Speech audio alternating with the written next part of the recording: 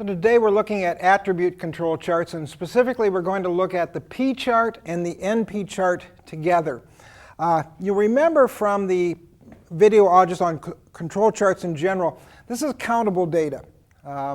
And just like the variable control charts, we still need 25 subgroups to start to get some valid values to start the comparison. But unlike variable control charts, remember, our subgroup size had to be substantially larger. We're looking at subgroups of anywhere 50 or better.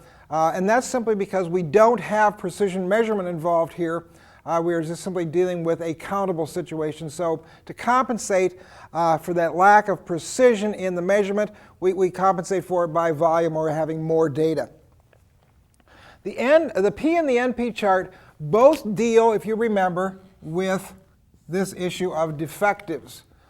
Something is defined as being not good or problem. The P chart looks at percent of defectives, and the NP chart, as you would think, looks at the number of defectives. Now, the reason that we do the two of them is that this guy right here, this P chart, has an advantage over the NP in that the P chart can deal with mixed lot sizes. Now this video, we're only going to look at a fixed lot size. There's a third video in the sequence called variable lot sizes that you'll want to watch that will show you actually how to utilize the P chart in a situation where you don't have a constant lot size. All right. Also, the other thing that you probably have noticed right now, if you didn't, I'm going to point it out to you, is that unlike the variable control chart, we can have multiple defects to look at. The variable control chart, if you recall, looked at one feature. So in other words, on a variable control chart, if I wanted to monitor, let's say, the outside diameter of something and the length of something, I would have to do it in two separate charts. I could not combine those two together. The attribute charts allow me to combine. So what I've got here is an example from a business firm. I figured we get away from manufacturing for a minute and look at business. And what they've got is they've got pricing that is miscoded. In other words, it's coded wrong, and so when they scan it, it doesn't bring up the correct price, or something actually has the wrong price in it. And so they're simply monitoring these pricing problems. I'm simply looking at those two together, and I've looked at 5 subgroups. And remember, each subgroup has 50 in it. So in this subgroup of 50, the first subgroup, it had 1 miscoded, and none of them were wrong price. The next one had 3 and 3, 3 and 2, 2 and 3, 1 and 3. So there's my data. That's my core data. Now, I'm going to calculate the NP value, which is a piece of cake, because all I'm going to do is get a total of the number of defectives in each lot. So I've got 1, 6, 5, 5, and 4. I'll use this in the NP chart. In the P chart, I need to calculate the p-value, or the percent of the lot size. And that comes right over here. So here's what we're looking at. The p-value is equal to the count in subgroup J. This would be J sub 1, the count there. So there would be 1 over the number of samples in subgroup J, which is 50.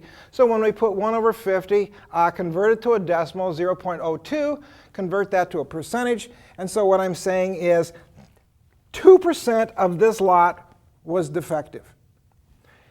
Where I had 6, it would be 6 over 50. 12% of this lot was defective. 10%, 10%, 8%. And of course, I've limited it to 5, but you would go on down the line with all of those. So those are my p-values, and that's what I'm actually going to plot on the chart. This will actually be, on the P chart, the data that you plot. So you can take from that in that your y-axis scale is going to be percentages. All right, I now need to create my center line. Remember the CL, or central line, which in this case is the P bar, or the average of P's. So what I'm going to do, here's my summation symbol. I'm going to do a count of subgroup, all right, and clicking through all subgroups. And if you remember, I'm using the K because that's pretty standard. Just keep in mind, your book will use a M for the total number of subgroups. So this is going to go from 1 to 5. So all I'm going to do here is start with one group. I've got 1 here. Now I've got 6, that gives me 7. I've got 5, 5, and ultimately when I get all done, all I've done is counted all of the NP values, and I have a total of 21 defectives.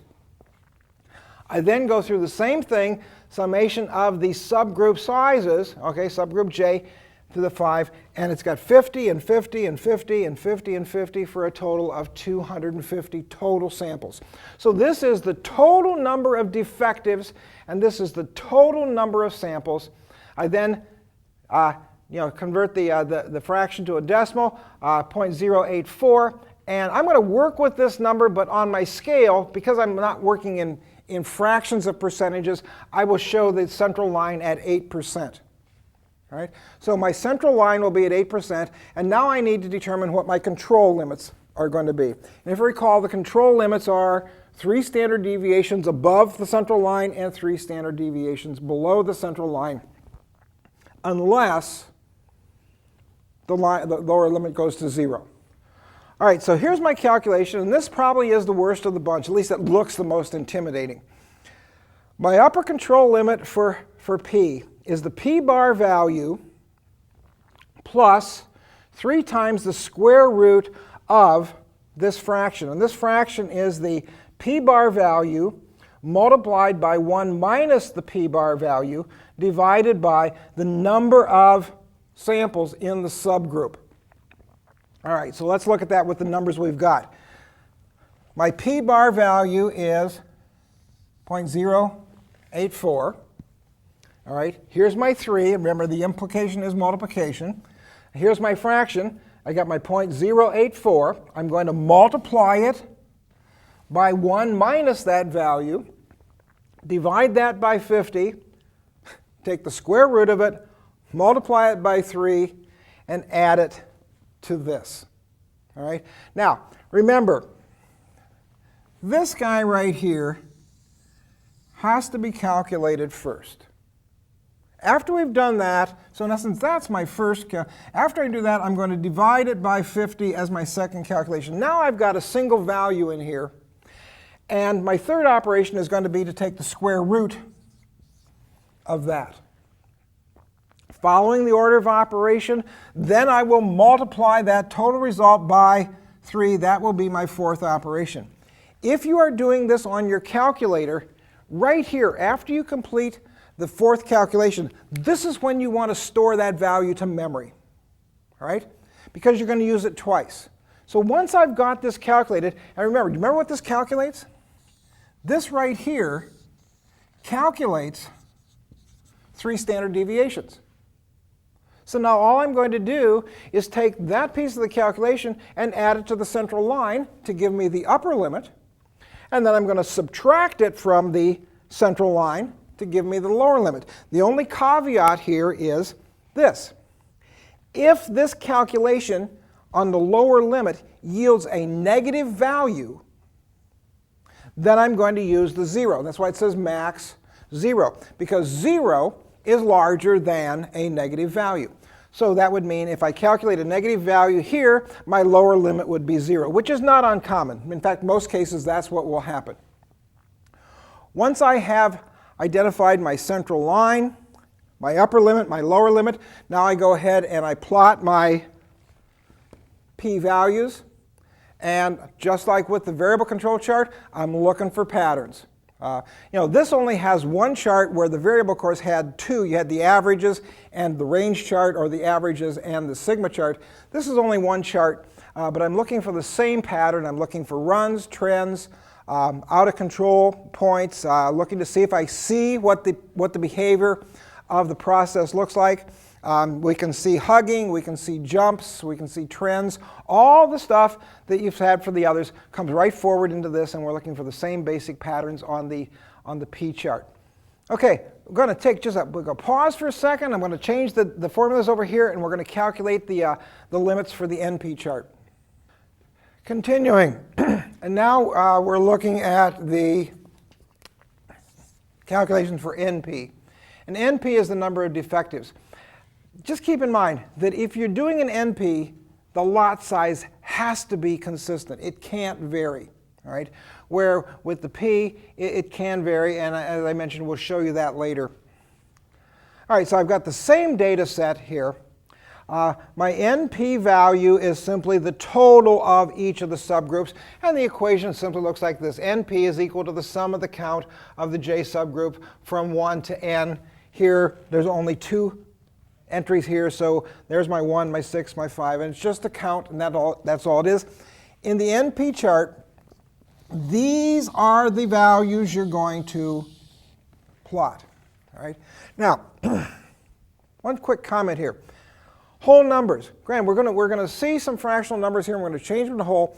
The important thing to remember here is you can't have half an error. All right? It's either it is or it isn't. So we're going to have to ultimately work in a precision of whole numbers. So there's my NP calculation that yielded these values right here.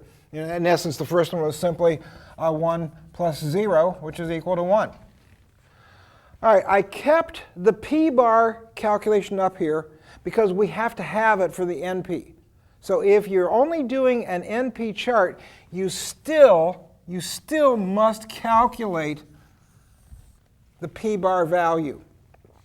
All right, my NP bar, or my central line, all right, is going to be equal to, missed the equal sign, equal to the count of all defects, or defectives, all 21, every subgroup, 1 through k. So I've got 21, and then it's divided by the number of subgroups you have, and I have 5. So I have 21, which is the same as this, but instead of being over the total number of samples like the p-bar does, here I'm over the total number of subgroups. And that gives me a NP bar value of 4.2. I'm going to use 4.2 in my calculations, but when I create the chart, my central line is going to be at 4, because as I said, you cannot have 2/10 of an error. All right, so I'm going to put it at 4. So now it's just a matter of looking at the upper and lower control chart calculations. They look similar, but just a little bit different. My upper limit is going to be the NP bar plus 3 times, all right, the square root of the NP bar times 1 minus the p-bar. So if I come over here and put my numbers in it, all right, here's my NP bar at 4.2. Notice I'm keeping that for my calculation. 3. Under the radical, I have my 4.2, which is again is my NP bar. And then I have 1 minus the p-bar. Remember, this is the NP bar, and that's the p-bar. I've held them to full precision, done my calculations, multiplied it by 3, same as before. This is going to be my first calculation. The multiplication, the implied multiplication here is going to be my second calculation. The square root under the radical is going to be the third, and then the implied multiplication by 3 is going to be the fourth. And just like I did with the other one, at that point, if I'm working with a calculator, save it to memory, because you're going to use it twice. We're going to first use it to add to the central line, or the NP bar, to get our upper control limit. And remember, whatever that value is, we're going to round it to a whole number. And then we're going to subtract it from the NP bar to get the lower limit. The same argument, with the same expectation, I keep forgetting that last bracket, with the same expectation that if it's a negative value, I'm using 0. Interpretation, same as before. We're looking for the same patterns and trends we would with the p-chart.